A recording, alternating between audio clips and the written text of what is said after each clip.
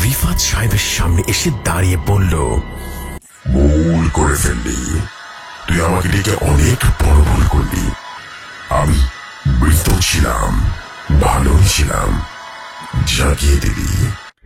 রিফাত সাহেব থর থর করে কাঁপছে, ভয়ে তার শরীরের সমস্ত লোম দাঁড়িয়ে গেল।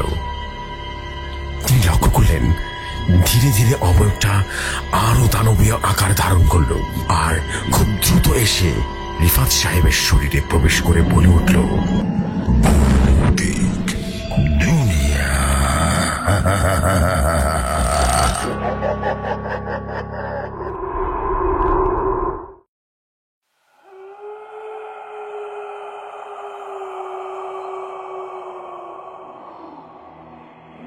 যেভাবে লেখা আছে সেভাবেই পড়ছি। কৈশোর পেরিয়ে সদ্য যৌবনে পা দিয়েছে তারেক। তাকে উত্তরবঙ্গের এক অজপাড়া গায়ে দুপাশ দিয়ে বয়ে যাওয়া আলাদা দুটো নদীর মাঝখানে ঘন গাছপালা আর জঙ্গলে আবৃত তাদের এই গ্রাম। গ্রাম জুড়ে বেশ কিছু বাড়ি ঘর থাকলেও মানুষ তেমন একটা নেই। পুরো গ্রামে শুধু তার চাচার পরিবার সহ হাতে গোনা কয়েকটি পরিবার আছে। কিছু মাস আগে গ্রামে এসেছে এক বড় তান্ত্রিক। আস্থানা গেড়েছে দিকটার একটা ভিটেতে। এলাকায় কারোর সাথে নেই কোনো বিশেষ যোগাযোগ। মাঝে মধ্যে রাত্রিবেলায় বাজার বন্ধের ঠিক আগ মুহূর্তে তাকে দেখা যায় বাজারে। আসে কিছু খাবার কিনে ফিরে যায় নিজের বাস দিয়ে বেড়া দেওয়া সে জীর্ণ শীর্ণ ভিটাতে। সচরাচর ওই ভিটাতে কাউকে যেতেও দেখা যায় না। অবশ্য শোনা যায় ওই লোকটা নাকি তন্ত্রসিদ্ধ, একা বসে বসে নাকি সব সাধনা করে। তার থেকে সাহায্য নিতে চুপি চুপি এই বাড়িতে ওপারে কেউ যেন যায়। অবশ্য দিনের আলোতেও ওই বাড়ির দিকে গেলেও কেমন যেন গা ছমছম করে ওঠে। এক সন্ধ্যায় গ্রামের সমবয়সীদের আড্ডায় উপস্থিত ছিল তখন তার। কথাবার্তা গড়িয়ে শেষ অব্দি ঠেকলো নদীর কাছের ওই জঙ্গলের ভিটাতে, অর্থাৎ ওই বড় তান্ত্রিকের ব্যাপারে। বন্ধুদের মাঝে বড়োর নানা কথা নিয়ে কথা চলতে থাকে। কেউ মজা করে বলে, নিশ্চয়ই কোনো বড় অপরাধ করে সে বেশভূষা পরিবর্তন করে গা ডাকা দিয়ে এসেছে এখানে। অবশ্য এইসব ছাড়াও সবাই মোটামুটি অবগত যে বড়োর আসলে অলৌকিক কিছুর সাথে সংশ্লিষ্ট আছে। নয়তো কিছুদিন আগে বাজারের বুড়োর সাথে মশকরা করা দিব্যি সুস্থ মনিরুল পরদিন হুট করে পাগল হয়ে দেশ দেশান্তর রীতিমতো ঘুরে বেড়াচ্ছে। সেদিনের মতো আড্ডা শেষ করে ঘরে ফিরে গেল তারেক। বেশি রাত, টিনের চাঁদের ছিদ্র দিয়ে চুপিসানে ঘরে ঢুকেছে চাঁদের বনিন আলোটা। তারেক দেখছে তাকিয়ে তাকিয়ে, ভাবছে তান্ত্রিকের কথা। আসলে কি লোকটা তামিল নাকি সব বাউতাবাজি তার বুঝতে পারছে না তারেক। তবে একবার পরীক্ষা করে দেখলে বন্ধ হয় না। ওই বাড়ির ময়নার বাপ তাকে সহ্য করতে পারে না। ময়নাও বাপের মুখে রীতিমতো চুনকানি বেঁকে তারেক বাড়ির কর্তি হতে সাহস পায় না। কেমন হয় যদি এই উসিলায় লোকটাকে পরীক্ষা করা যায়? বুদ্ধিটা বেশ মন্দ নয় ভাবছিল তারেক। বাড়িতে কেউ আছেন নাকি?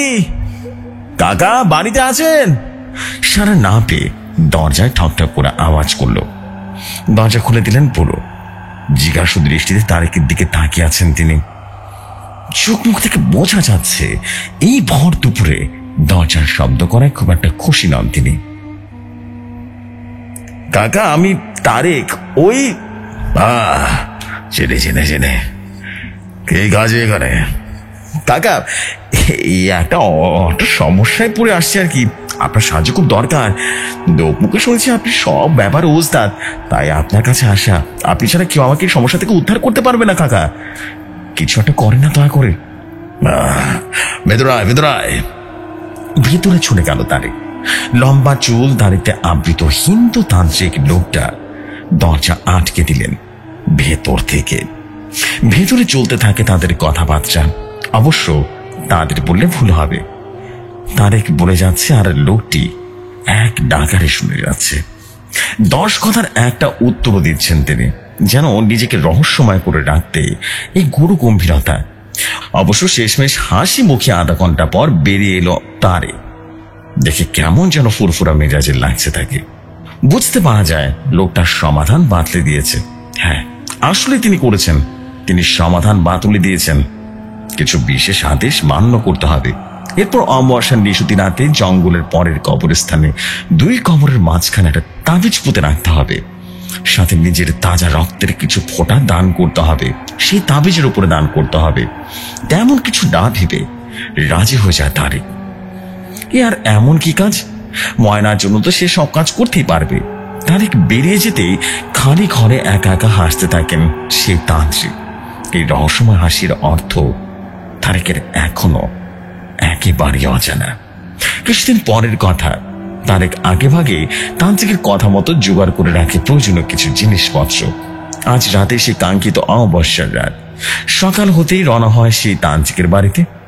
হাতের লাল পোটলায় কিছু একটা বাঁধা ছিল। সঙ্গে নিয়ে যায় চাচাতো ভাই কবিরকে। কবির জানে না তারা কোথায় যাচ্ছে, ও জানেও না তারেকের পোটলার মধ্যে কি আছে। তান্ত্রিকের বাড়ির কাছে আসতে কবির বুঝতে পারে তারেকের গন্তব্য। সে বেশ ভয় পেয়ে যায়। তারেক যাচ্ছেটা কোথায়, কেনই বা যাচ্ছে? তারেক তাকে আশ্বস্ত করে কিছু হবে না। তান্ত্রিকের বাড়ি থেকে বেশ কিছুটা দূরে দাঁড়িয়ে থাকে কবির। তারেক ভেতরে যায় একা একা। এরপর দীর্ঘ সময় পর বাড়ি থেকে বের হয় তারেক। তুই আমায় বলবি না হঠাৎ তুই পাপের বাড়িতে কি কাহিনী শুরু করেছিস? তুই বলতো। হ্যাঁ, আরে বলবো, সবর কর রে বাবা, সব জানতে পারবি রে ভাই, সব জানতে পারবি। না তুই এখন বল, নয়তো আমাকে কিন্তু সব বলে দেবো, বুঝতে পেরেছিস? আমার তো পিটুনি খেতে না আছে না, এখনই বল। চাচাকে বলিস না, আমি ওই ময়না আর ময়নার ব্যাপারে কথা বলতে গিয়েছিলাম, আর ওই কাকার সাথে গিয়েছিলাম আর কি কথা বলতে। তিনি উপায় বলে দিয়েছেন, দেখি না চেষ্টা করে কি হয়। কি উপায় বলেছেন তিনি, বলতো? আর তুই বা কি কেন গিয়েছিলি? ওই সে পোটটা বেঁধে কি করেছিস বলতো দেখি তো। হ্যাঁ, কি আছে বেটাতে? এসব এখন বলে আপনি পরে বলবো নে। না আজ এখনই বল। না কাল বলবো। বুঝতে চেষ্টা কর, তুই কেমন কেন করছিস? আচ্ছা কাল মনে থাকে যেন, আর তুই ভুল করিস না কিছু। এগুলোকে তো পাপ, দোহাই লাগে তোর, দোহাই লাগবে। কবিরের শেষ কথাটা ভাবতে থাকে তারে। পাপ, হ্যাঁ পাপই তো করছে সে। ময়নার বাবার উপরে বশীকরণ বা ব্ল্যাক ম্যাজিক, এছাড়া আর কোনো উপায় যে খোলা নেই তার। কি করবে? এত দূর এগিয়ে সব বন্ধ করে দিবে? না, অর্ধেক যেহেতু এগিয়েছে, বাকি অর্ধেকটা সে করতে পারবে। সে করতে তাকে হবে, নিজের জন্য, ময়নার জন্য, দুজনের জন্য। পরে না হয় তওবা করে নিবে সে। সৃষ্টিকর্তা মহান, তিনি ক্ষমা করবেন নিশ্চয়ই। সন্ধ্যা করিয়ে গেছে। ঈশান আজানও দিয়েছে এলাকার মসজিদে। খালি গলায় আজান। এই এলাকায় বাইক আসেনি এখনো। তারেক অপেক্ষা করছে কখন মধ্যরাত হবে। মানুষজন ডাকপক্ষে সব ঘুমোবে, আর সে যাবে কবরস্থানে নিজের কাঙ্ক্ষিত মানুষের নিজের করে পাওয়ার জন্য। ভয় হচ্ছে তার। সে কি ঠিক করছে? এসব কাল ভাবা যাবে। নবজাতকের লাশ চুরি করে কঙ্কাল নিয়ে তাজের কাছে নিয়ে এসেছে সে। ওটা করতে পেরেছে, এইটাও করতে পারবে। মধ্যরাত, যাদের কোনো অস্তিত্ব নেই আকাশের বিস্তৃত জমিতে। ঝিঝি পোকা ডাকছে বাড়ির চারপাশ থেকে, যেন তাকে কেউ ডাকছে নিজের কাজটা করে নিয়ে আসতে। তার ফুরফুরা মেজাজে এক হারিকেনকে সঙ্গী করে নিয়ে বেরিয়েছে বাড়ি থেকে। সাথে তান্ত্রিকের দেয়া বিশেষ কিছু মন্ত্র তো আছে, আর ছুরি আছে একটা। কিছুটা যে আবারও ফিরে আসে তারে। তান্ত্রিকের দেয়া সেই তাবিজটা নিতেই তো ভুলে গেছে সে। বেশি উত্তেজনায় সব ভুলেতে বসেছে। একা মনে হাসতে থাকতো তারে। দ্রুত পায়ে বাড়িতে ঢুকে উগারের উপরে রীতিমতো সুতায় বাঁধা তাবিজটা হাতে নিয়ে আবারও দ্রুত পায়ে বেরিয়ে এলো গন্তব্য সেই কবরস্থানে। কিছুক্ষণ পর দৃষ্টিগোচর হলো সেই জায়গাটা। আজ কেমন অদ্ভুত ভয়ঙ্কর লাগছে, কেমন যেন নিষেধ করছে কাছে আসতে।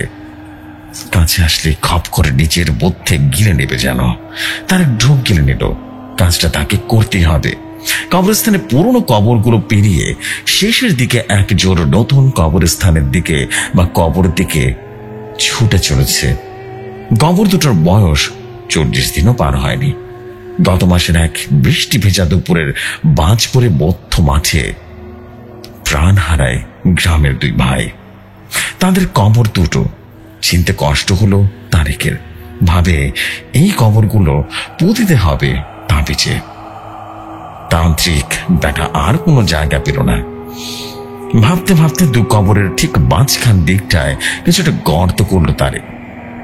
ডুঙ্গির কোচ থেকে তাবিজটা বের করে মাটি চাপা দিয়ে দিল সেখানে। ফিরতে উঠে সে, ওহ, রক্তের কথা ভুলে গেছে সে। সাথে অন্য ছড়িতে বাম হাত কাটতে উদ্যত হলো সে। বাম হাতের কনিষ্ঠ আঙ্গুল কেটে রক্ত দিতে হবে তাবিজের উপরে, এমনটাই আদেশ ওই তান্ত্রিকের। ছড়ি ধরে থাকা ডান হাত কাঁপছে তারেকের। করাচ্ছে কিছুই নেই। হাত দুটো ঠিক তাবিজ পুঁতে রাখার জায়গার উপরে দিয়ে চোখ বন্ধ করে হালকা ভাবে ছুরি চালায় আঙ্গুলের ঠিক উপর দিকটায়। আঙ্গুল থেকে কেমন যেন সরু ব্যথা অনুভব করতে শুরু করলো। তার ভাষায় চিৎকার দেয়া ব্যথা। সে বুঝতে পারে হালকা হালকা ভাবে রক্ত করাতে শুরু করেছে। এরপর অপেক্ষা রক্তের ফোঁটা তাবিজের উপরে মাটিতে পড়ার। তার এক অপেক্ষা শেষ হবার আগেই শুরু হয়ে যায় তীব্র বাতাস, যেন কবরস্থান শুরু হয়েছে এক ঘূর্ণিঝড়। সেকেন্ডে উলট পালট হয়ে যাচ্ছে আশেপাশের পরিবেশগুলো, গাছপালাগুলো। হায় হায়, কি করে ফেলেছে তারেক! পালাতে হবে, তার আগে চোখ খুলে ফেলতে হবে। চোখ খুলতে সামনে দেখলো এক ভয়ঙ্কর জন্তু। উচ্চতায় তার থেকে অনেক বড়, মোটায় বিশাল, লোমশদেহী। চোখগুলো যেন আগ্নি কিরের মতো লাফায় দিয়ে রীতিমতো তৈরি। আর সেই চোখ থেকে বের হয়ে আসছে আশেপাশের আলোকিত হয়ে যাচ্ছে। বরঞ্চ 3 থেকে 4 সেকেন্ডের মধ্যে এত কিছু উলটপালট দেখে যেন থ হয়ে গেল তারেক। শ্বাস দিতে ভুলে গেছে কি হচ্ছে তার সাথে। এগিয়ে আসছে জন্তুটা ঠিক তার সামনে। নড়তে চড়তে পারছে না, তবে চোখের মনে নাড়িয়ে আশেপাশটা দেখবার চেষ্টা করছে সে। সামনে দাঁড়িয়ে থাকা জন্তুটির মতো একই রকম অগণিত জন্তু ধেয়ে আসছে তার দিকে। চারপাশ থেকে যেন ধেয়ে আসছে, যেন কতদিন অনাহারে এরা। শরীর পেছন থেকে যেন একটা হাতের স্পর্শ হলো। জন্তুটা হবে, এরপর তার উপরে ঝাঁপিয়ে পড়লো সেই জন্তুটা। ব্রেন কাজ করা বন্ধ হয়ে যায় তারেকের। জ্ঞান হারিয়ে ফেললো সে। চোখ খুলে নিজেকে চাচার কাছে আবিষ্কার করলো সে। চাচি বসে বসে হাত পাকা দিয়ে বাতাস করছেন। কবির দাঁড়িয়ে আছেন চাচার সাথে। সাথে আছে একজন ডাক্তার। এছাড়াও ঘরে গ্রামের অন্যান্য মানুষজন আছে। পুরো শরীর রীতিমতো ব্যথা করছে, হাত পা এমনকি মাথাও নাড়াতে পারছেন না। বহু কষ্টে পানি চাইলো। কবির কল থেকে পানি এনে খাওয়ালো চামচ 2-1 করে। চাচি কাঁদতে শুরু করেছেন। কি হচ্ছে, কি হয়েছিল তার সাথে কিছুই বুঝতে পারছে না তারে। তাই বুঝতে পারছে জ্বরে তার শরীর পুড়ে যাচ্ছে। কিছু ঘন্টা পর ধীরে ধীরে কথা বলার শক্তি অর্জন করতে সামর্থ্য হয় তারে। মনে পড়ে সবকিছু, তাও কাউকে কিছু বলছে না তারে। সময়ের সাথে সাথে ধীরে ধীরে ঘর শূন্য হয়ে যায় মানুষের। চাচা কাজের আর চাচি রীতিমতো রান্না করতে বাইরে চলে যায়। একমাত্র কবির তার পাশে। কবির একা পেয়ে বিস্তারিত জানতে চায় তারেকের কাছে। তারেক কাঁদতে কাঁদতে সবকিছু জানালো। এরপর কবির তার বাবা অর্থাৎ তারেকের চাচার সাথে পুরো বিষয়টা খুলে বলে এবং ছুটে যায় সেই তান্ত্রিকের বাড়িতে। দরজা অনেকক্ষণ ধরে শব্দ করার পর দরজা খুলল সেই তান্ত্রিক। কবির তার বাবা আর সাথে আরেকজন দেখে কিছুটা হন্তদন্ত অবস্থান ভয়ে প্রকাশ ঘটে তার চেহারার মধ্য থেকে।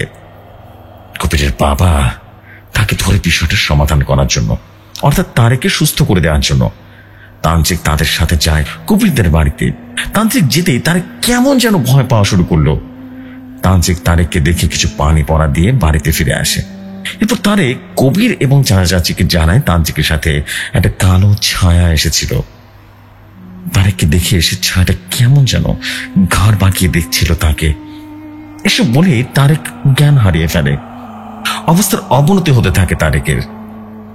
জ্বরের মাথায় জলপটি দিচ্ছে চাচি, তবে শেষ রক্ষটা হলো না। সে রাতেই চলে যায় তারেক। পরদিন দুপুরে তারেকের শেষকৃত্য শেষে রাগে ক্ষোভে কবির, তার বাবা এবং এলাকার আরো মানুষজন লাঠি নিয়ে রওনা হয় সে তান্ত্রিকের বাড়িতে। শুরুতে সবাই চুপচাপ জড়ো হয়ে যায় সে বাড়ির উঠানে। আগেই ডাকে না তান্ত্রিককে, সাথে আসে আরেকজন ব্যক্তি যিনি এসব অলৌকিক ব্যাপারে প্রাজ্ঞ। তিনি তান্ত্রিকের বাড়ির বাইরে কিছু বিড়বিড় করতে করতে বড় জায়গা জুড়ে গোল দাগ করে এবং একটা লাঠি দিয়ে গোল দাগটা কাটলেন।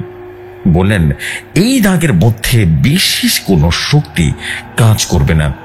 এরপর সবাই দরজায় শব্দ করতে থাকে। তান্ত্রিক বেরিয়ে এলে তাকে কিছু বলার সুযোগ না দিয়ে বেঁধে ফেলা হয় এবং উঠানের এক গাছের সাথে বেঁধে ফেলা হয়।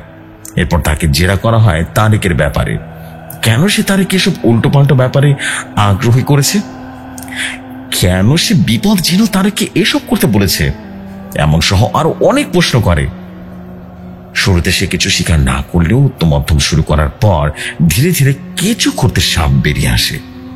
তান্ত্রিক স্বীকার করে তিনি তারেককে বশীকরণ কারোর যত নয়, বরং এসব মিথ্যা আশা এবং ধোঁকা দিয়ে তার নিজের জন্য অর্থাৎ তান্ত্রিকের জন্য শয়তানের নিকট প্রাণ উৎসর্গ করতে বাধ্য করেছে। ফলস্বরূপ তান্ত্রিক সফল হবে তার বিশেষ সাধনায়, পাবে শয়তানের ছায়া বিশেষ ক্ষমতা। এসব বলার পর সবাই অবাক হয়ে যায়, বেশ মর্মাহত হয়ে যায়। অবশ্য দিনটা তান্ত্রিকের শেষ দিনই ছিল। এসবের পর গ্রামবাসীরা ক্ষুব্ধ হয়ে বিশেষ প্রহার এবং বেঁধে নদীতে ফেলে দিয়ে আসে তাকে।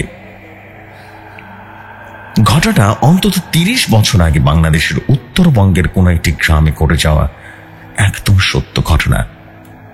স্থানীয় সাক্ষীদের কাছে ঘটনাটা এখনো ওপেন সিক্রেট, আর তান্ত্রিকের বাড়িটা পড়ে আছে পরিত্যক্ত হিসেবে।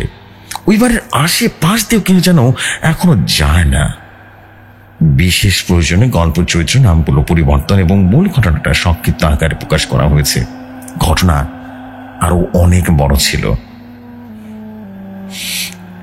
এই ছিল ঘটনা। ভালো লাগলে পড়ে শোনাবেন। গল্পের নাম সাধু, লেখক Tanvir Ahmed Turjo.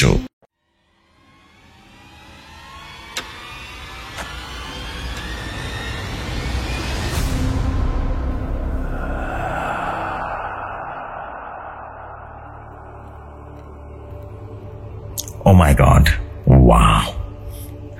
This is what we call the story of beauty. Wow.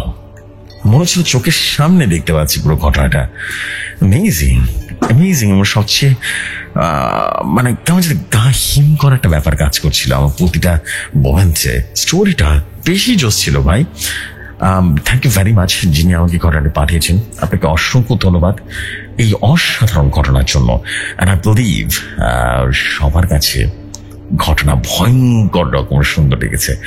And ভালো লাগবেই বা না কেন, বিকজ যদি এরকম ঘটনা থাকে সত্যি অনেক বেশি ভালো লাগার কথা। থ্যাংক ইউ ভেরি মাচ প্রিয় ভাই। অ্যান্ড আই হোপ সবার কাছে অসম্ভব রকম ভালো লাগছে স্টোরি টেলিং থেকে শুরু করে স্টোরিটা অনেক সুন্দর ছিল। পারফেক্টলি গোছানো একটা ঘটনা, মনে ছিল চোখের সামনে দেখছি। থ্যাংক ইউ ভেরি মাচ ভাইয়া, আপনাকে অসংখ্য ধন্যবাদ এই ঘটনার জন্য। আপনার পরবর্তী ঘটনার অপেক্ষায় থাকলাম। ইনশাল্লাহ পরবর্তী ঘটনা আমরা খুব সুন শুনতে পারবো। So this the fact. আমি আর দেরি করবো না। আমি এখন যেটা করবো সেটা হচ্ছে দেরি না করে আমরা পরবর্তী ঘটনায় চলে যাবো। আশা করছি পরবর্তী ঘটনা আপনাদের কাছে অসম্ভব রকম ভালো লাগবে। চলে যাই ঘটনায়।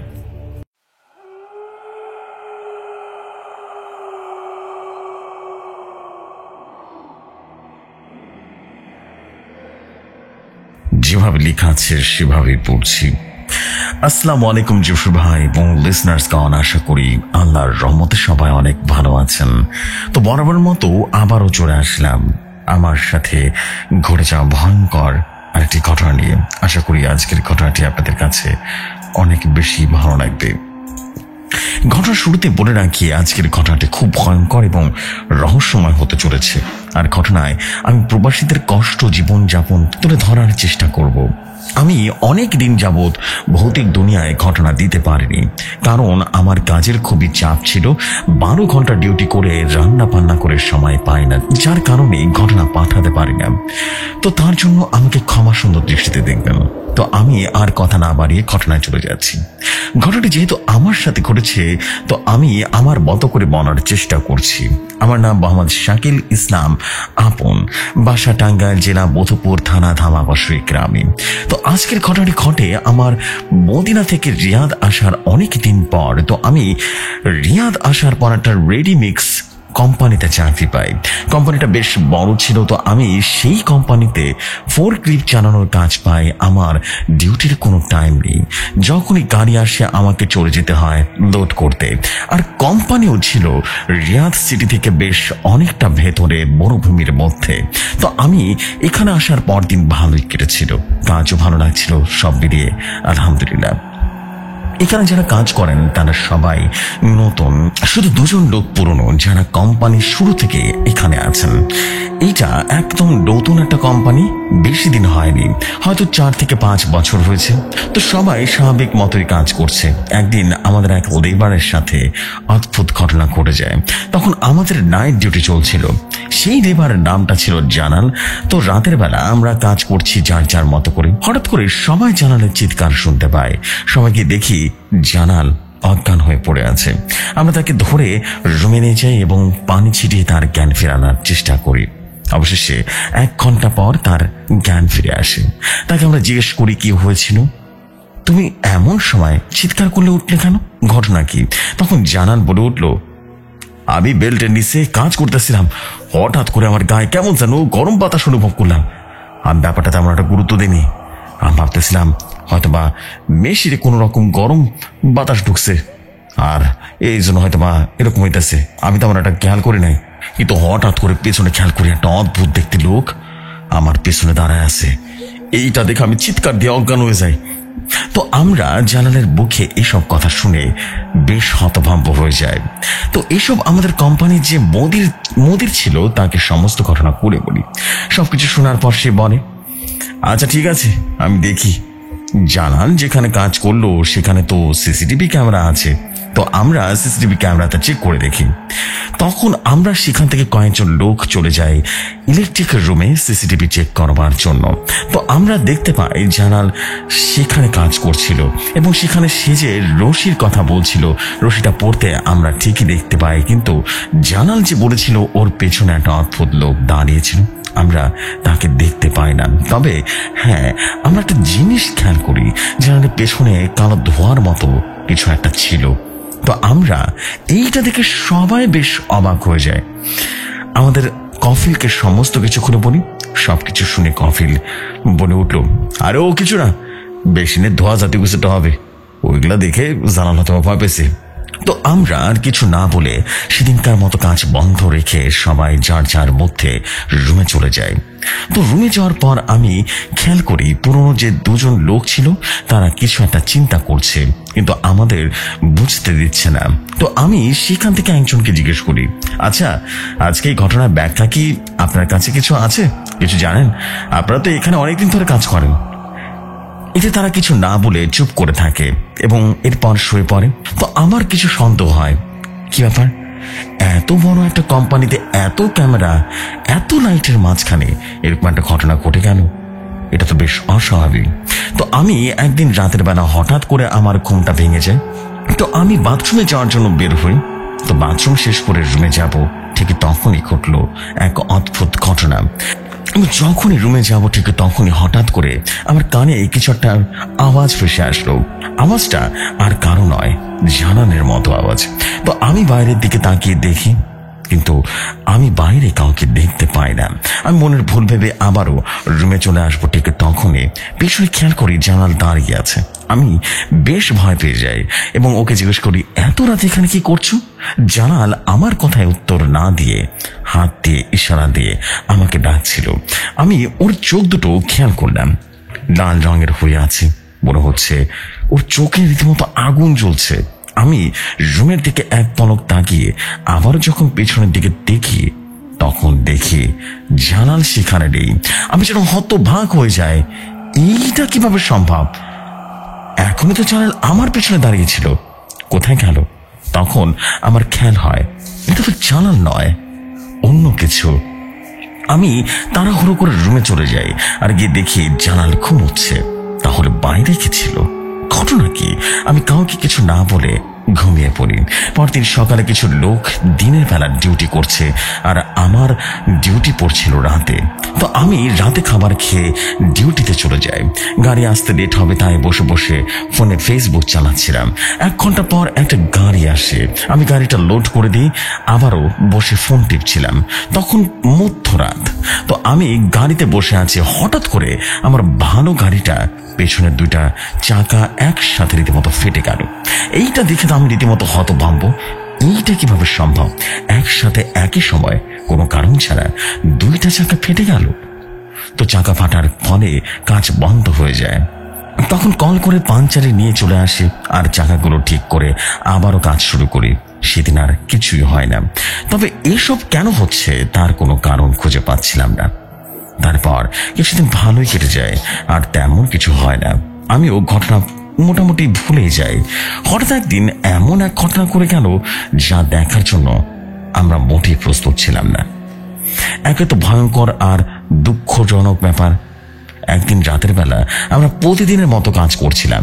রাত তখন 1:20 কিংবা 1:30 মতো হবে। আবারও সেই জানালের চিৎকার শুনি।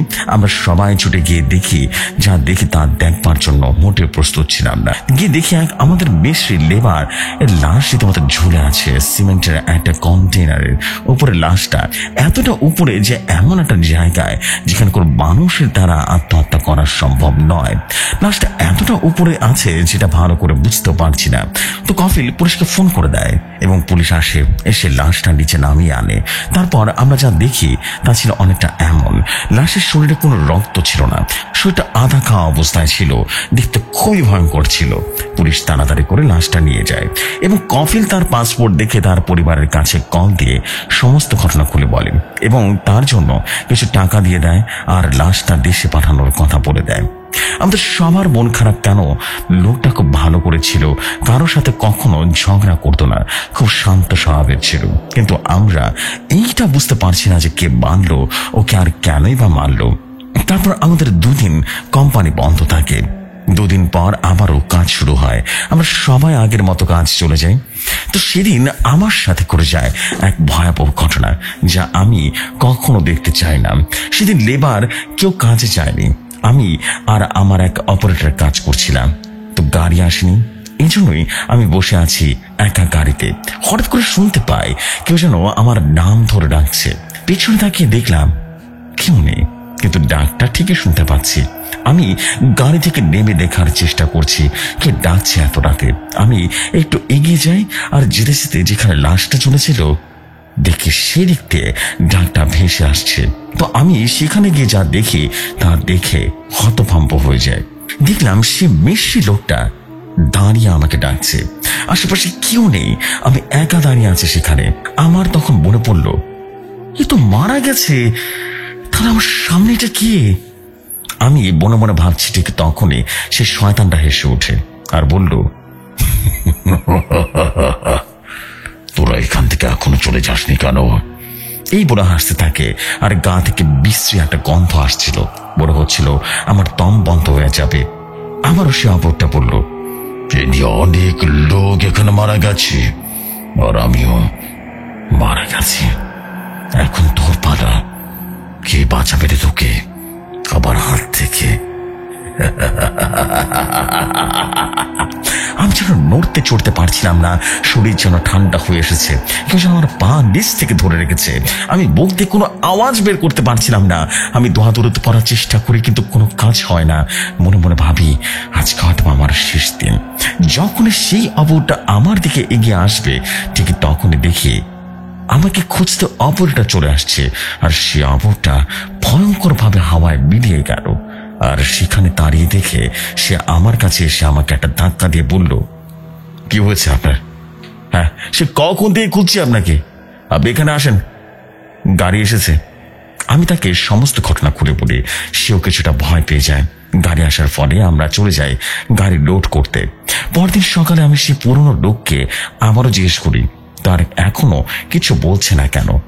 এক কথায় আমি জোর করে বলি, বলেন এখানে কেন এসব হচ্ছে, কি কারণে হচ্ছে? তখন সেই লোক আমাকে বলতে শুরু করে, এই কোম্পানিটা শুরু হওয়ার আগে এখানে আরো একটা কোম্পানি ছিল, আর সেই কোম্পানির কফিলটা খুব একটা ভালো ছিল না, এবং লোক দিয়ে কাজ করাতো তেমন কোনো বেতন দিত না, তাই কোনো লোক কাজও করতে চেত না। তো একদিন এক শ্রমিক বাস শেষে টাকা চায়, আর টাকা নিয়ে কফিলের সাথে কথা কাটাকাটি হয়।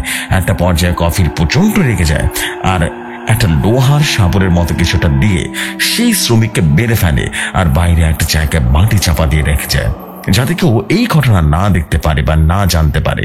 তবে সেই শ্রমিকটা মারা যাওয়ার আগে বলেছিল যে এইখানে আমি কাউকে থাকতে দেব না, আর আমি তোকে ছাড়বো না, তুই বিনা কারণে আমাকে মেরে ফেললি, এর ফল তোকে ভোগ করতে হবে। তো তারপর হঠাৎই একদিন শুনি সে কফিল নাকি রশি গলায় দিয়ে আত্মহত্যা করেছে, আর সেখানে নাকি তারপর থেকে আর কেউ থাকতে পারতো না। আর যেই আসলো সবার সাথে কিছু না কিছু ভয়ঙ্কর ঘটনা করতে থাকতো। তারপর বেশ কিছু বছর পর সে আগের কোম্পানি ভেঙে আমাদের কফিলের এই জায়গাটা কিনে আগের মতো সবকিছু করে ফেলে, আবার নতুন করে কাজ করা শুরু করে। যখন কাজ শুরু হয় তখন এইখানে আরো দুজন লেবার মারা যায়, যারা ছিল ইয়ামিনী। তারপর কিছুদিন কাজ বন্ধ ছিল, আবারও কাজ শুরু করে দেয়, কিন্তু আমরা কেউ জানি না কোথায় সে লোককে পুঁতে রাখা হয়েছিল। অনেক চেষ্টা করার পরেও কফিল এই সমস্যাটার সমাধান করতে পারেনি। তবে এখন আগের মতো তেমন হয় না, মাঝে মাঝে সব ঘটনা ঘটে। এমনিতে দিনের বেলায় কাজ করলে কোনো সমস্যা হয় না, কিন্তু রাতের বেলা কোনো কাজ করতে গেলেই এমন হয়ে যায়। অনেক লোক ভয় সেখান থেকে চলে গেছে, ভয় কেউ কাজ করতে চায় না এখানে। তো আমি সেই লোকের কথাগুলো শুনে কিছুটা ভয় পেয়ে যাই, আবার কষ্টও লাগে যে মানুষটা কতটা খারাপ হলে এমন কাজ করে। আমরা গ্রামবাসীরা এই প্রবাসে আসি কষ্ট করে টাকা ইনকাম করতে, আর এতে কিছু সৌদি আছে যারা কাজ করিয়ে আমাদের কাজের মূল্য তাও দিতে চায় না, খারাপ আচরণ করে। তো সেদিনের মতো আমি আবারও কাজে চলে যাই, আর কফিলকে সমস্ত ঘটনা খুলে বলি, আর বলি আমি রাতের কাজ করব না, আর হয় আমাকে দিনে কাজ দেন, না হয় আমি চলে যাব। কফিল আমার কথা মেনে নেয় আর বলে আচ্ছা ঠিক আছে, কাল থেকে দিনে কাজ করবে, সবাই রাতে কেউ কোনো কাজ করবে না।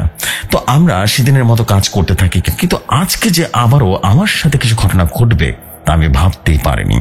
কাজের ফাঁকে আমি পানি খাওয়ার জন্য রুমে চলে যাই। তো পানি খাওয়া শেষ করে আবারও ডিউটিতে চলে যাই। হঠাৎ আমার গাড়ি যেখানে রেখেছিলাম সেখানে দেখি একটা কালো আবব দাঁড়িয়ে আছে, এত কালো যে তার মুখটাও রীতিমতো বুঝতে পারছিলাম না। আমি ভয়ে ভয়ে এগিয়ে যাই, যা দেখি তা কেউ বিশ্বাস করবে না। আমি দেখতে পাই তার কাছে একটা অবব, এতটা ভয়ঙ্কর দেখতে যা বোঝানোর মতো নয়। তার মুখটা দেখতে খুব ভয়ঙ্কর, তার শরীর থেকে রক্ত যেন টলটল করে পড়ছে। কি ভয়াবহ অবস্থা! সে অববটা আমার দিকে তাকিয়ে বলতে লাগলো, তোর সাহস এত, তুই আমার জায়গায় গাড়ি রাখিস? আমি জানতাম না যে আমি যেখানে গাড়ি রেখেছি সেখানে সে লোকটাকে পুঁতে রাখা হয়েছিল। তো এই সেই অববটা আমার দিকে তাকিয়ে আমারও হাসতে লাগলো আর বলল, আমি এখানে কাউকে বাঁচতে দিব না, সবাইকে মেরে ফেলবো, তোরা কেউ এখানে থাকতে পারবি না, আজকে তোকে নিয়ে যাবো আমার সাথে।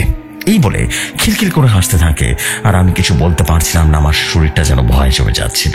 আমি খেয়াল করি সে অববটা তার মুখ থেকে ভয়ঙ্কর কিসব যেন কথা বলছে, আর কি যেন বের করলো, আর আমার দিকে এগিয়ে আসতে লাগলো।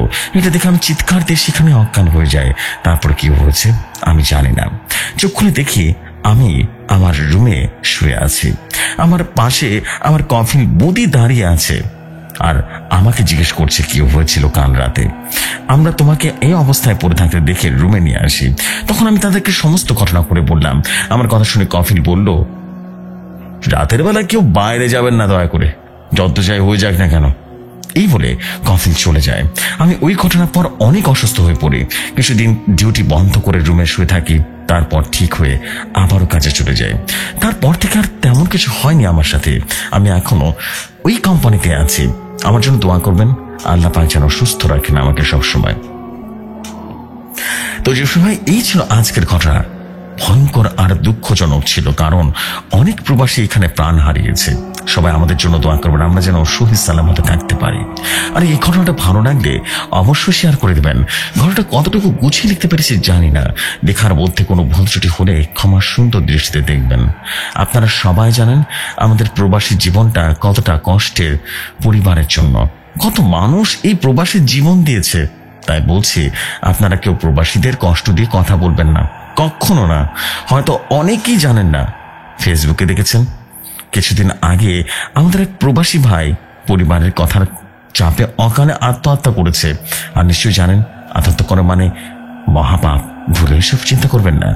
তো আজকের মতো এখানে বিদায় নিচ্ছি। সবাই ভালো থাকবেন, সুস্থ থাকবেন, আর ভৌতিক দুনিয়ার সাথে থাকবেন। আসসালামু আলাইকুম, আল্লাহ হাফেজ। আমি শাকিল ইসলাম আপন বলছিলাম।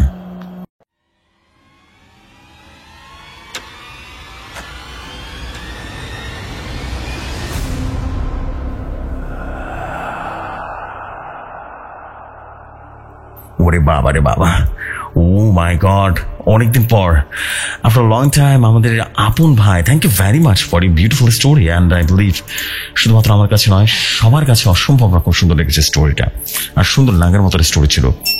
আসলে কি মানে এই জায়গাগুলো হন্টেড হয়ে যায় যখন এই ধরনের হত্যাকাণ্ড ঘটে। সত্যি খুবই অদ্ভুত ছিল, এবং আই বিলিভ সবার কাছে ঘটনাটি অনেক ভয়ঙ্কর লেগেছে। অসাধারণ এক ঘটনা ছিল ভাই, এবং মানে সত্যি কথা বলতে সত্যি ঘটনা সবসময় ভালো লাগে সবার কাছে। থ্যাংক ইউ ভেরি মাচ আপনাকে এই অসাধারণ ঘটনার জন্য। অ্যান্ড আই বিলিভ আপনাদের সবার কাছে স্টোরিটা অনেক ভালো লেগেছে। আপনি দয়া করে প্লিজ অনেক বেশি শেয়ার করে দিবেন, যেন আপনাদের দেওয়া সেই ঘটনাগুলো সবসময় আমরা পড়ে শোনাতে পারি। ভৌতিক দুনিয়ার একটা ইমেল আইডি আছে, নিশ্চয় জান। ইমেল আইডিটা হচ্ছে ভৌতিকদুনিয়া@gmail.com। ঠিক ইমেলে ঘটনা সেন্ড করে দেবেন, ডেফিনেটলি আপনাদের ঘটনা শেয়ার হয়ে যাবে ভৌতিক দুনিয়াতে। আমি এতটুকু বিলিভ করি যে সবাই যখন ঘটনা পাঠান তখন আর সবার ঘটনা শোনার এক আলাদা মজা আছে, আনন্দ আছে। অ্যান্ড আমি কিন্তু অনেক বেশি এনজয় করেছি আপনাদের স্টোরিটা। সত্যি বললাম, this is absolutely masterpiece story ছিল। Thank you very much. So আপন ভাই, আপনার পরবর্তী ঘটনা আবারও পাঠিয়ে দিবেন। আপনার পরবর্তী ঘটনা অপেক্ষায় থাকতাম। চলে যাই আমাদের আজকের এপিসোডের পরবর্তী ঘটনায়।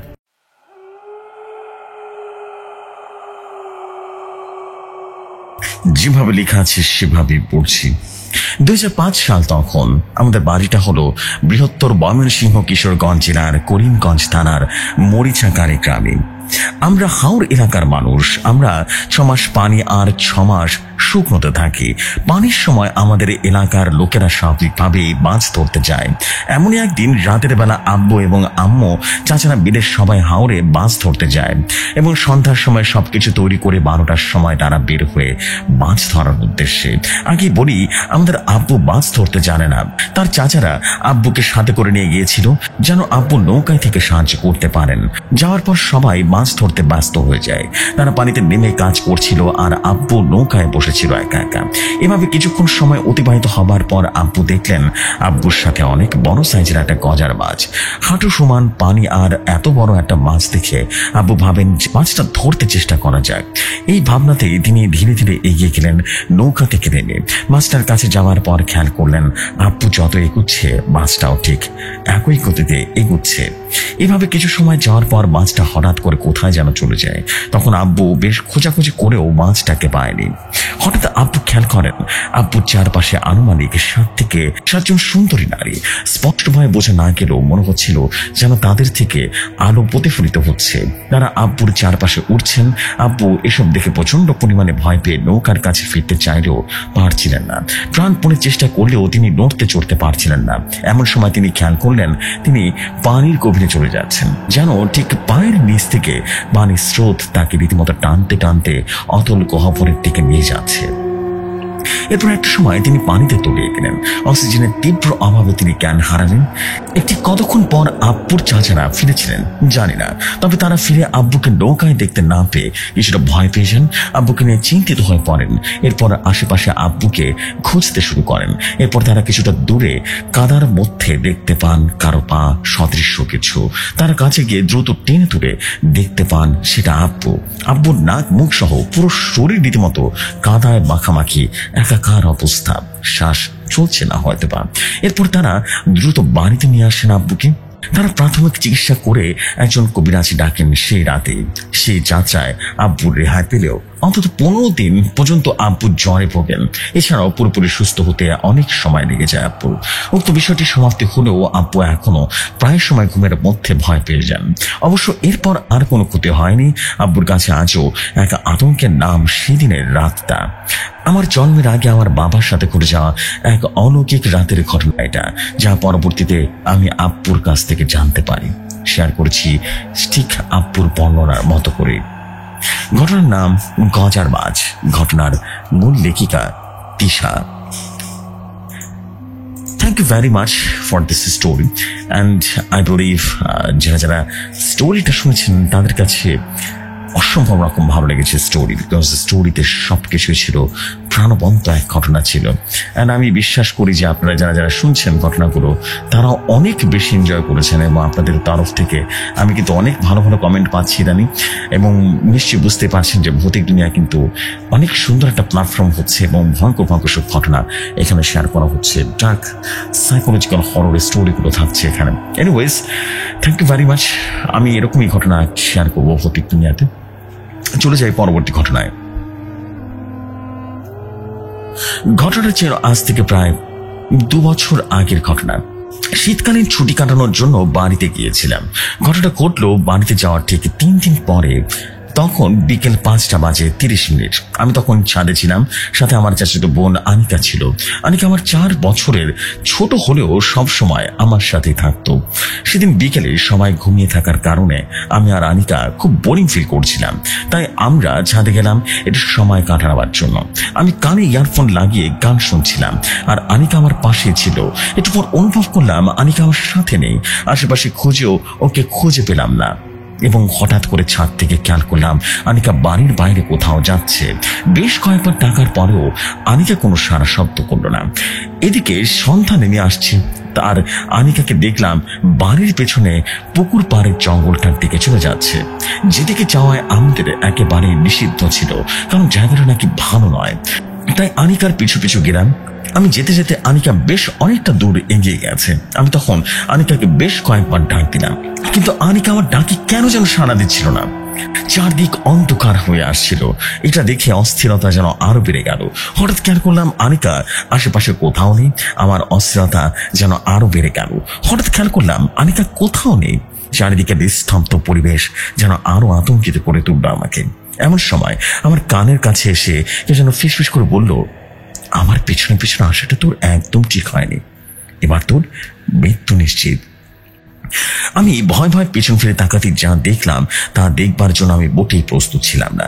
একটা ভয়ঙ্কর চেহারার বুড়ি, এবং বুক থেকে যেন রক্ত গড়িয়ে পড়ছিল।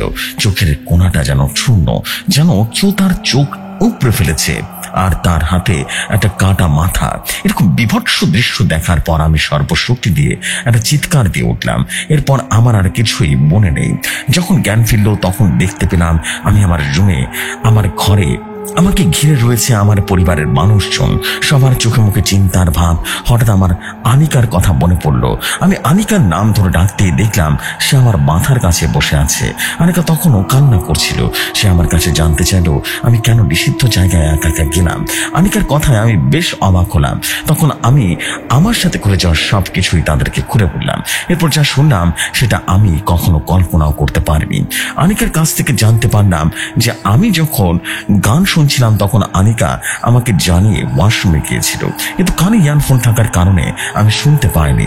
এরপর আনিকা ওয়াশরুম থেকে এসে যখন আমাকে ছাদে খুঁজে পেল না, তখন সে নিচে গিয়ে সবাইকে সেটা জানায়। এমন সময় একজন লোক ছুটে আসে এবং এসে আমার বাবাকে জানালো যে লোকটা আমাকে একা একা বাড়ির পেছনে পুকুর পাড়ের জঙ্গলটার দিকে যেতে দেখেছে। এই কথা শোনার পর আমার বাবা এবং চাচা সহ সবাই কয়েকজন মিলে সেই জায়গায় খুঁজতে গিয়ে দেখলো আমি নাকি অজ্ঞান হয়ে পড়ে আছি। আনিকার কাছ থেকে সব শোনার পর আমার মেরুদণ্ডতে শীতল বাতাস যেন বয়ে গিয়েছিল। পাশাপাশি কেউ যেন আমার কানে কানে বলে উঠত, এবারের মতো বেঁচে গেলি। এই ঘটনা আজ 2 বছর হলো, তবে সেদিনের কথা মনে পড়লে এখনো গায়ে কাঁটা দিয়ে ওঠে। এই গল্পের নাম জায়গাটা নিষিদ্ধ। গল্পের লেখিকা Syeda Sadia. Thank you very much Sadia for this beautiful story and I believe যে সবার কাছে স্টোরি অসম্ভব রকম ভালো লেগেছে। আসলে কি কিছু কিছু জায়গা থাকে যেখানে জিনের উপদ্রব অনেক বেশি থাকে, এই জন্য গুরুজনরা মানা করে যে সেই জায়গাগুলোতে যাওয়া উচিত নয়, এবং আসলে তাই গুরুজনরা যা মানে করে তা আসলে মেনে চলা উচিত আমি বিলিভ করি। বিকজ কখন কার সাথে কি ঘটেছে আমরা তো সেটা জানি না, তাই না? So this story is the evidence of this word আসলে। Thank you very much for this story. আশা করছি আপনাদের সবার কাছে অসম্ভব রকম ভালো লাগবে। এনিওয়েজ আমি এখন যেটা করবো সেটা হচ্ছে দেরি না করে চলে যাবো পরবর্তী ঘটনায়। আশা করছি আপনাদের কাছে পরবর্তী ঘটনা ভয়ঙ্কর রকম সুন্দর লাগবে, এবং আই বিলিভ আপনাদের কাছে ভালো লাগবে, মূলত কষ্ট সার্থক অবশ্যই হয়ে যাবে। আমি দেরি করবো না, চলে যাচ্ছি পরবর্তী ঘটনায়।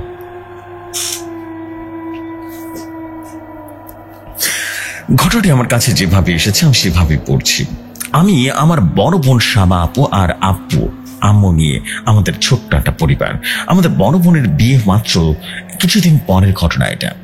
বলে রাখা ভালো, আমরা দুলা ভাইয়ের একটা বড় বোন আছেন শিপু আপু। ঘটনার দিন আমাদের বাসায় আপুর শ্বশুর বাড়ির দাওয়াত ছিল। সকাল থেকে বিকাল পর্যন্ত সবকিছুই ঠিক ছিল। বিকালে আমরা প্ল্যান করলাম দুলা ভাই, শামা আপু আর শিপু আপু আমাদের নানু বাসায় যাব। নানু তখন খুব অসুস্থ ছিলেন, তাই ওনাকে দেখতে যাওয়ার প্ল্যান। নানু বাসায় আমাদের বাসা থেকে হেঁটে গেলে সর্বোচ্চ 15 মিনিটের মতো সময় লাগে। আম্মু আমাদেরকে তাড়াতাড়ি বের হতে বললেন, কারণ নানু বাড়ির আগে একটা জায়গা পড়ে, সেখানে সন্ধ্যাবেলায় নাকি অনেক ভয়ঙ্কর ঘটনা ঘটে। যদিও এমন পরিস্থিতিতে আমরা কোনো দিন পড়িনি। ছোটবেলায় দেখতাম ওখানে দুটো তাল গাছ ছিল। আম্মু আমাদেরকে ওইদিকে খেলতে যেতে দিতেন না। সবাই বলতো সন্ধ্যার সময় ওখানে গেলে নাকি তাল গাছের আড়াল থেকে কে বা কারা যেন লম্বা লম্বা জিব্বা বের করে হাসতো, তাকিয়ে থাকতো। অবশ্য এসবের পর মোটামুটি গাছ দুটো কেটে ফেলা হয়। তো আমরা সন্ধ্যার অনেক আগে বের হলাম, আঁকা বাঁকা করি। আমি, শিপু আপু, আপু, দুলা ভাই, আমরা সবাই এভাবে পাশাপাশি হাঁটছিলাম। তখন আমার ফোন বেজে ওঠে। আমি ফোন রিসিভ করে কথা বলতে বলতে ওদের থেকে অনেকটা সময় সামনে চলে আসি। কয়েক মিনিট পর অনুভব করলাম কেউ একজন আমার হাতটা ধরলো। তাকে দেখে শিপু আপু, উনি বললেন, কি ব্যাপার, তুমি কার সাথে কথা বলতে বলতে আমাদের পিছে ফিরে আসলা বলো তো? আমার কানে তখনও ফোন। উনি বললেন, ফোনটা একটু রাখতো।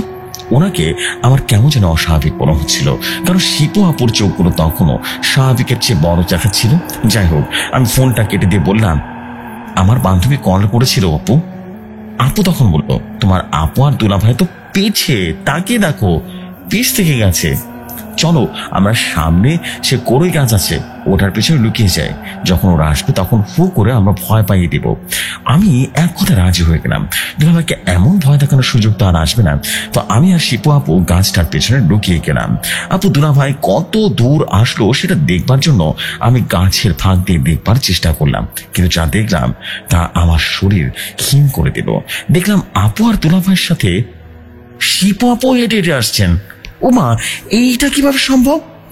আমি সে সময় এতটা ভয় পেয়ে গেছিলাম সে মাথাটা ঘুরিয়ে পিছনে দেখতেও ভয় হচ্ছিল। ভাবছিলাম, তবে আমার পাশে এই শিপু আপুটা কে যে দাঁড়িয়ে আছে, অথচ এখনো সে আমার হাতটা ধরে আছে। আমি হাতটা ছাড়তে চাইলে সে লক্ষ্য করলাম সে আমার হাতটা চেপে ধরেছে। খেয়াল করলাম তার হাতটা নিমিষে কালো লোমে আবৃত হয়ে যাচ্ছে। আমি আর নড়তে চড়তে পারছিলাম না। হঠাৎ করে জিনিসটা আমার কানের কাছে এসে বলল, কি বললাম, ভয় দেখাবে না?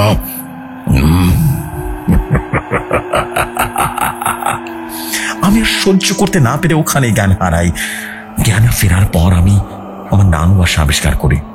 আমার পাশে সবাই আছেন, দুলা ভাই, আপু, আম্মু এবং শিপু আপু আছেন। তারপর ওনাদের সমস্ত ঘটনা করে বললাম। দিনের বেলায় এমন ঘটনা ঘটায় আম্মু অনেক ঘাবড়ে গিয়েছিলেন। ওদিকে ওসবের ভয় পেয়ে আমার ভীষণ জ্বর আসে। প্রায় 3 থেকে 4 দিন পর আমি জ্বর থেকে সেরে উঠি।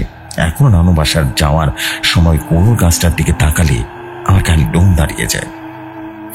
ঘটনাটি আমার ফুফাতো বোনের সাথে ঘটেছিল। তার অনুমতি না নিয়ে আমি আমার মতো করে লিখলাম। এই গল্পের নাম কড়ই গাছ। গল্পের লেখকের নাম আমিহা অন্তমি। ঘটনাটি একদম রিয়েল স্টোরি। বিশ্বাস করা বা না করাটা সম্পূর্ণ আপনাদের বিষয়। ও মাই গড, এই স্টোরিটা বেশি জোস ছিল।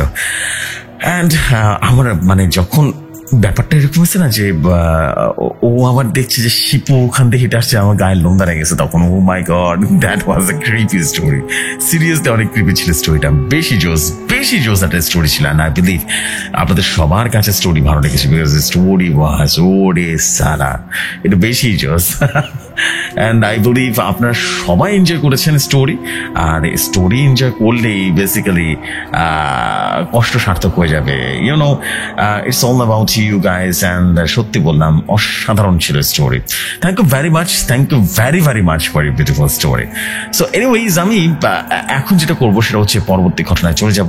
এখন ছোট ছোট সব ঘটনা আছে আমার কাছে, ইনশাল্লাহ ছোট ছোট ঘটনাগুলো অনেক ভালো লাগবে। এইরকম ঘটনা দরকার ভাই, লাস্টের দিকে একটা টুইস্ট থাকবে, হরর ব্যাপার স্যাপার থাকবে। থ্যাংক ইউ, চলে যাই পরবর্তী ঘটনায়। যেভাবে লেখা আছে সেভাবে পড়ছি। সাল 2010। আমার নানু বাসা ছিল ময়মনসিংহে। সেই সুবাদে ময়মনসিংহ যাওয়া আসা ছিল। তেমনই এক ঈদের ছুটিতে সপ্তাহদর্শী আমি গিয়েছিলাম নানু বাড়িতে। আমার নানু বাড়ি কিছুটা নির্জন এলাকার মধ্যে পড়ে। আশেপাশে বাসা বাড়ি খুব কমই ছিল। একদিন দুপুরবেলা হাতে একটা উপন্যাসের বই নিয়ে ছুটে গেলাম ছাদে। নানু বাড়িটা ছাদটা ছিল আমাদের সবচেয়ে আকর্ষণীয় জায়গা। আর আকর্ষণের কেন্দ্রবিন্দু ছিল বাহারি ফুলের গাছ, যে ছাদটাকে আরো বেশি মোহনীয় করে তুলেছিল। ফুলের গন্ধে পুরো ছাদ যেন মোমো করত। ছাদের এক পাশে দোলনাতে গিয়ে বসে বই পড়তে খুবই আনন্দ লাগতো এবং দেখতে খুব সৌন্দর্য লাগতো। হঠাৎ গিয়ে চোখ পড়ল দুই বাসার পরের ছাদে একটা ছেলে এক নজরে তাকিয়ে আছে আমার দিকে। তার চোখের পলক যেন পড়ছিল না। আমার অনেক বেশি অস্বস্তি বোধ লাগছিল। তার চোখের মায়া যেন আমার আর সহ্য হলো না। একে দৌড়ে নিচে চলে আসলাম। ভাবতে লাগলাম, কি ছিল চোখে যা আমার এত কাহিল করে দিল? কোনো উত্তর খুঁজে পেলাম না। সেদিন রাতে আমি একটা অস্বাভাবিক অদ্ভুত স্বপ্ন দেখলাম। ওই ছেলেটা ধীরে ধীরে আমার কাছে এসছে, আর সেই চিনচেনা পরিচিত দৃষ্টিটা আমার দিকে এক দৃষ্টিতে তাকিয়ে আছে। আমি যেন ভয় পেয়ে পেশাতে লাগলাম। যতই পেশাচ্ছি ততই সে কাছে চলে আসছে। একটা সময় চোখের পলকে হুট করে সে একদম আমার সামনে চলে এলো। তখন আমার ঘুম ভেঙে গেল। অনেক ভয় পেয়েছিলাম সেই রাতে। বাকি রাতটা এপাশ ওপাশ করে কাটিয়ে দিলাম। যখন ছাদে যেতাম ওই ছেলেকে দেখতে পেতাম, আর ছেলেটা আমাকে দেখে একেবারে অপরূপ ভাবে তাকিয়ে থাকতো, যেন মনে হতো কত বছর ধরে চিনে আমাকে। আমার ভয় অনেক বেশি করতো। তাই বাকি কদিন নানুর বাসায় ছিলাম। আমি আর ছাদে যাওয়ার সাহস পেলাম না। কিন্তু যেদিন চলে আসার দিন ছিল সেদিন আরেকবার সাহস করে ছাদে গিয়েছিলাম। কিন্তু সেবার অনেক খুঁজেও তাকে পেলাম না। কেন জানি না, অনেক খারাপ লাগলো। বাসায় আসার কিছুদিন পর বুঝতে পারলাম আমি ওর চোখের মায়ায় পড়ে গেছি। তাকে এক পলক দেখার জন্য ছটফট করতে লাগলাম। ঠিক মতো খেতাম না, একা একা মন খারাপ করে বসে থাকতাম, যা আমার পরিবারের লোকজনের নজরে পড়তে লাগলো। একদিন আম্মু আমাকে জিজ্ঞেস করাতে সবকিছু খুলে পড়ে দিলাম। সবটা শোনার পরে আম্মু বলল, তোর দিকে খারাপ জিনিস নজর পড়েছে, কারণ তুই যে বাসার কথা বলি না, ওইটা বছর খানেক ধরে বন্ধ করে আছে, ওখানে কেউ থাকে না। আম্মুর কথা শুনে আমার একটু ভয় ভয় করতে লাগলো। কিন্তু কারো মায়ায় পড়লে কি একবার হুঁশ আসে? সেজন এই দুনিয়ার হোক কিংবা অন্য দুনিয়ার হোক, তার সেই চোখ আমি ভুলতে পারলাম না, যা আমার জীবনে কাল হয়ে দাঁড়ালো। এক রাতের বেলা ঘুম আসছিল না। এপাশ ওপাশ করছিলাম। আমার রুমের জানালা খোলা ছিল সেদিন। হঠাৎ একটা দমকা হাওয়া জানালার পর্দাগুলো রীতিমতো উঠতে লাগলো। পুরো ঘরে একটা ঠান্ডা বাতাস যেন বিরাজ করছিল। আমার শরীর হঠাৎ কেমন যেন ভারী ভারী হতে লাগলো। এত ঠান্ডার মধ্যেও আমি ঘামতে লাগলাম। পুরো শরীরটা আতঙ্কিত হয়ে গেল এবং ভয়ে কাঁপতে লাগলো। তারপর একটা ফিসফিসানি কণ্ঠ, বুঝতে পারলাম আমার নাম ধরে ডাকছিল কেউ।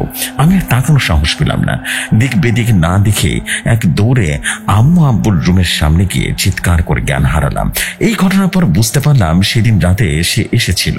আমি তাকে চিনতে পারিনি। আচ্ছা, সে কি আবার আসবে? কিছুদিন পরে আমার আবার একটা স্বপ্ন দেখলাম। সে আসলো, আমার পাশে বসলো, কিন্তু আমার দিকে তাকালো না একবারও। আমি বুঝতে পারলাম সে রেগে আছে, কিন্তু কেন রেগে আছে সেটা বুঝতে পারলাম না। তারপর সে আমার চোখের দিকে তাকালো। অনেক দিন পরে আবারও সে মায়া জানানো চোখের দিকে তাকিয়ে আমি যেন পলকে ফেলতে ভুলে গিয়েছিলাম। আমার চোখে পানি চলে আসলো, আর সে হাত দিয়ে রীতিমতো আমার চোখে স্পর্শ করতে আমার ঘুমটা ভেঙে গেল। বুঝলাম সে কোনো এক বিশেষ কারণে আমার কাছে আসতে চেয়েও পারছে না। এরপর থেকে তাকে অনেকবার স্বপ্নে দেখেছি, কিন্তু সেদিন নানু বাসায় তাকে যেভাবে সামনে দেখেছিলাম সেভাবে আর কখনো দেখিনি। গল্পটা তেমন হারহিম করা নয়, কিন্তু খুবই রহস্যময়। ঘটনাটি ভালো লাগলে পড়ে শোনাবেন। আসসালামু আলাইকুম। ওয়ালাইকুম আসসালাম। অ্যান্ড পড়ে শোনালাম অসম্ভব সুন্দর ঘটনা এবং সত্যি রহস্যময় ঘটনা, এবং রহস্যময় ঘটনা সত্যি অনেক বেশি ভালো লাগে, আমাকে অনেক বেশি টানে এই ধরনের রহস্যময় ঘটনা। Thank you very much for your story. আমরা চলে যাচ্ছি আমাদের পরবর্তী ঘটনায়। এই ঘটনার নাম মৃত্যু। শুরু করছি ঘটনা। সে সময় আমরা প্রাইমারি স্কুলে পড়ি। আমাদের স্কুলের পাশে বেশ কয়েকটা বাড়ি একসাথে ছিল। অবস্থানটা এমন যে স্কুলটা বাড়িগুলোর পেছনের সাইডে পড়ছে, আর চারপাশে অনেক জঙ্গল, অতিরিক্ত ঝোপঝাড়ে কেমন যেন ভূতের পরিবেশ হয়ে আছে জায়গাটার। এবং জঙ্গলটার পেছনে আবারও ছোট ছোট কয়েকটা পুকুর আছে, তবে সেগুলো পরিত্যক্ত। ওই বাড়ির একটা ছেলে ছিল 18 থেকে 19 বছর বয়সী। সম্পর্কে আমার বাবা হন তিনি টঙ্গীতে চাকরি করতেন। ছুটিতে বাড়ি আসার পর সেবার তিনি নানুর কথায় পুকুরে কাজ করতে গেছেন। সম্ভবত পরিষ্কার করছিলেন একটা পুকুরের ওখানে মাটি কাটার একটা পর্যায়ে তিনি অসুস্থ হয়ে পড়েন। শ্বাস নিতে পারছিলেন না, হাত পাও নাড়াতে পারছিলেন না, এমন এক অবস্থা। সবাই তখন তাকে ধরাধরি করে বাড়ি নিয়ে আসেন। বাড়ি আসার পর ধীরে ধীরে তার প্রচন্ড পরিমাণে জ্বর আসে, আর ধীরে ধীরে জ্বরের মাত্রা বাড়তেই থাকে। পাশাপাশি তিনি সেই সময়টা বিড়বিড় করে কি যেন বলছিলেন।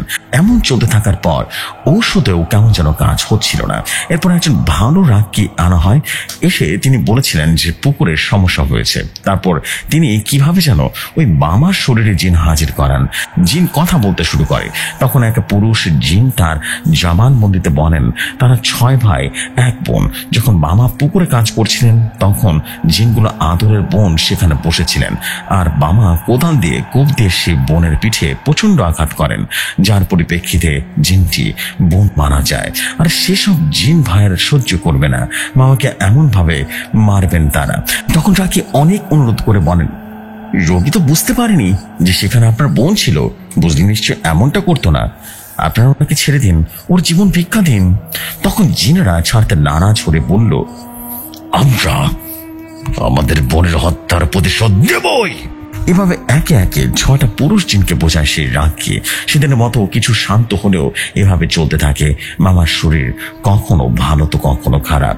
তখন মামা বলেছিলেন যে শরীরের অবস্থা ভালো নয়, চাকরিতে রিজাইন দিয়ে বাসায় মালামালগুলো দিয়ে আসতে হবে, আর তার ঠিক 2 দিন পরে টঙ্গী চলে যাবেন। উনি যেদিন রিজাইন দিতে অফিসে যান সেদিনই তার খুব জ্বর আসে। সকালে অফিসের ওয়াশরুমে যাওয়ার পর হঠাৎ সেখানে এক বিকট শব্দ শুনতে পাওয়া যায়। প্রচন্ড সেই শব্দ শুনে সাথে লোকজন দৌড়ে ওয়াশরুমে যে দেখেন মামা নিচে পড়ে আছেন, আর তার ঘাড় ও মাথা থেকে রীতিমতো প্রচন্ড পরিমাণে রক্ত বের হচ্ছে। এরপর দ্রুত মামাকে রুমে নিয়ে যাওয়া হয়। সেখান থেকে লোকজন ডাক্তার আনতে গেলেও কিছুক্ষণের মধ্যেই মামার মৃত্যু হয়। তারপর মামার বাড়িতে খবর দেওয়া হয় লাশ আনতে যাওয়ার সময় যারা যাচ্ছিলেন তাদের গাড়িতে অ্যাক্সিডেন্ট করে। রাস্তা অনেক সমস্যা উপেক্ষা করে শেষ পর্যন্ত ওখানে পৌঁছে যায়। তারপর লাশ নিয়ে ফেরার পথে আরো বেশি সমস্যা হয়। অ্যাম্বুলেন্স স্টার্ট বন্ধ হয়ে যাচ্ছিল বারবার। তারপরে ঘটে পর দুর্ঘটনা। গাড়িতে থাকার সময় কেউ যেন ব্যথা পায়নি, তবে মামার লাশে প্রচুর পরিমাণে আঘাত লাগে। চোখ, নাক, মুখ দিয়ে অসংখ্য কাঁচের টুকরো ঢুকে যায়। অনেক সমস্যা পেরিয়ে বাড়িতে নিয়ে আসার সময় যখন লাশটাকে গোসল করানো হয় তখন লোকজন আবিষ্কার করেন লাশের শরীরে অনেকগুলো আঘাত, শরীরের বিভিন্ন জায়গায় কাঁচ ঢুকে আছে, অথচ লাশ শোয়ানো অবস্থায় ছিল। এসবের পর রাকি জানান যারা তার পিছু নিয়েছিল তারা অনেক শক্তিশালী, আর তাদের বোনের হত্যার প্রতিশোধ নিবে বলেছিল। আসলে এই মৃত্যুটা কেউ ভুলতে পারে না কখনো। এই ঘটনার নাম মৃত্যু। গল্প লেখক নাম প্রকাশে ইচ্ছুক নই, দ্যাটস ওয়াই স্টোরিটা আসলে কার সেটা বলা গেল না। সত্যি খুবই ইন্টারেস্টিং একটা স্টোরি ছিল, এবং সত্যি বললাম যে মৃত্যু কখনো ভালো জিনিস নয়। এটা সবসময় কঠিন এক সময় তৈরি করে, এবং আজকের স্টোরিটা খুবই অদ্ভুত ছিল যে জিন একটা মানুষকে শেষ করে দিল। অদ্ভুত ছিল, খুবই অদ্ভুত ছিল। না বিলিভ সবার কাছে ঘটনাটি খুবই অদ্ভুত লেগেছে। নাগারি কথা, বিকজ সত্যি ঘটনাটা অনেক বেশি ভালো ছিল। Thank you very much. So আমাদের আমি আর দেরি করবো না, আমি এখন একদম সর্বশেষ ঘটনায় চলে যাব। ভ্যারি স্মল একটা স্টোরি আছে, আই বিলিভ ছোট্ট স্টোরিটা পড়ে আজকের মতো বিদায় নিতে পারবো। চলে যায় একদম ছোট একটা ঘটনায়।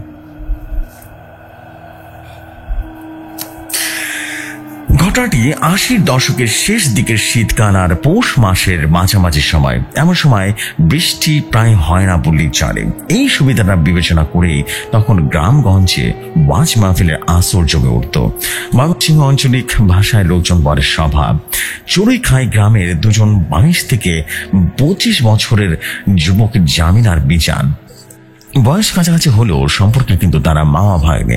কাছাকাছি বয়স হওয়ার দরুন বন্ধুসুলভ সম্পর্ক। তখনকার সময় মানুষদের এত টাকা ছিল না যে এখনকার মতো মোড়ে মোড়ে ওয়াজে আয়োজন করবে। তখন কয়েক গ্রামের মানুষের মিলে ওয়াজের আয়োজন হতো, আর দূর দূরান্ত থেকে মানুষ আসতো সেই সব সভা শুনতে। জামিল আর বিজান ও শুনলো যে এক গ্রাম পরেই সভার আয়োজন হয়েছে। মামা ভাগ্নে মিলে ঠিক করলো রাতে ওয়াজ শুনতে যাবে। রাতে খাবার খেয়ে ঈশার নামাজ পড়ে বেরিয়ে পড়লো দুজন। যত সময় পৌঁছেও গেল। রাত 1টার দিকে ভাগ্নে যাবে বললো যে তার আর ভালো লাগছে না, বাড়ি ফিরে যাবে। দুজন উঠে পড়লো। নিশুতি রাত, গ্রামের রাস্তা, কোনো মানব নেই, একেবারেই যেন ঠান্ডা। দুজন হেঁটে চলেছে। সেদিন রাতটা খুব বেশি কুয়াশাও পড়েনি। শীতের পরিষ্কার আকাশে মৃদু জ্যোৎস্না। হাঁটতে হাঁটতে দুজন চড়ুইখাই বাজারের কাছে এলো। বাজারের রাস্তায় পা দিতেই দুজনে যেন চমকে উঠলো। সামনে দৃশ্যটা দেখে পা যেন নাড়াতে পারছিল না। একটা চালকহীন রিক্সা নিজে নিজে এদিক থেকে ওদিকে ধীর গতিতে ঘুরে বেড়াচ্ছে। তার চেয়ে ভয়ঙ্কর বিষয় হচ্ছে পুরো রিক্সাটা বিভিন্ন জায়গায় আটকে রয়েছে। ছোট ছোট নবজাতকের বাচ্চার মাথা এবং একযোগে সবগুলো মাথা যেন হেসে চলেছে। অপার্থিব এই অবিভৎস সেই হাসির শব্দ। জামিল এই দৃশ্যটা দেখে ভয় অজ্ঞান হয়ে মাটিতে ধরে পড়ল। মিজান ভয় পেলেও অতটা সাহস হারায়নি তখনও। ভাগ্নিকে গায়ের চাদর দিয়ে কোনো রকমে পিঠের সাথে বেঁধে উল্টো দিকে হাঁটতে যাবে, এমন সময় একটা চিৎকার শুনতে পায়। সেদিকে তাকিয়ে দেখলো দূরে বাজারের মাঝখান দিয়ে টর্চের আলো দেখা যাচ্ছে। টর্চের আলো দেখতে রিক্সা দ্রুত দুটো দোকানের মাঝখানে সরু জায়গা দিয়ে রীতিমতো ঢুকে যাওয়ার মিলে গেল, যেন ঠিক বিদ্যুতের গতিতে বেরিয়ে গেল। দুজন বাটিতে বসে রইল, গলা দিয়ে কোনো রকম আওয়াজ বের করতে পারলো না। আওয়াজটা শুনে টর্চ লাইটের হাতে লোকটি দ্রুত এগিয়ে আসলো তাদের দিকে। লোকটা বাজারের পাহারাদার। এসে বলল, ডরাইছো নাকি বাবারা? হ্যাঁ, আর ডরানো কিছু নাই, আমি তো আর বাড়িতে নিয়ে আসতেছে, ঠিক আছে? যা দেখছো ইডিএনএ প্রায় সময় দেয়। বাড়িতে পৌঁছানোর পর দুজনে ভীষণ জ্বর আসলো।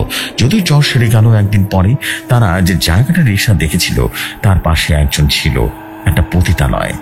শুনতে পাওয়া যায় এক সময় যখন সেখানে মেয়েরা সিফিলিস আক্রান্ত হয়ে শরীরে ঘা হয়ে বিভিন্নভাবে মারা যেত, এলাকার মানুষ তখন গলায় দড়ি বেঁধে জঙ্গলে নিয়ে মাটি চাপা দিত এদের লাশগুলোকে। এছাড়াও ঠিক ওই জায়গাগুলো মাটি চাপা দেওয়া হতো তাদের ঘরে জন্মানো অনাকাঙ্ক্ষিত প্রাণগুলোকে। কি জানতো তারাই হয়তো হাসছিল সেই রিক্সার ভেতরে। গল্পের নাম রিক্সা। গল্প লেখকের নাম শেয়ার করা হয়নি। এই হচ্ছে ঘটনা। ভালো লাগলে পড়ে শোনাবেন। সো এক এক করে কিন্তু সমস্ত ঘটনায় পড়ে ফেললাম এবং একটু একটু করে কিন্তু অনেকগুলো আজকে যদি মানে আমি হিসাব করি বলতে হবে মোটামুটি অ্যারাউন্ড যদি বলি তাহলে বলতে হবে অ্যারাউন্ড প্রায় 1 2 3 4 5 6 7 8 8টা স্টোরি পড়া হয়েছে। 8টা। It's a long. I believe আপনাদের সবার কাছে অনেক বেশি ভালো লেগেছে, আর ভালো লাগতেই বা না কেন, বিকজ এত সুন্দর স্টোরি থাকতে কান্না পড়ো না কেন। Thank you so much. আমাদেরকে ঘটনাগুলো পাঠিয়েছেন কিন্তু কালেক্ট করে ফিরোজ ভাই, অ্যান্ড ফিরোজ ভাইয়ের প্রতি আমি অনেক বেশি কৃতজ্ঞ। তার কাছে সবসময় আমি কৃতজ্ঞই থাকি, because he is the number 1 who just like and dedicate his self to ভৌতিক দুনিয়া। Thank you very much mister Firoz ভাই, thank you very much. So আমি এখন যেটা করবো সেটা হচ্ছে আজকে ওখানে বিদায় নিচ্ছি। ইনশাআল্লাহ আপনাদের সাথে আবারও কথা হবে নেক্সট এপিসোডে। ডেফিনেটলি ততক্ষণ সবাই ভালো থাকুন, সুস্থ থাকুন। আসসালামু আলাইকুম, শুভরাত্রি সবাইকে।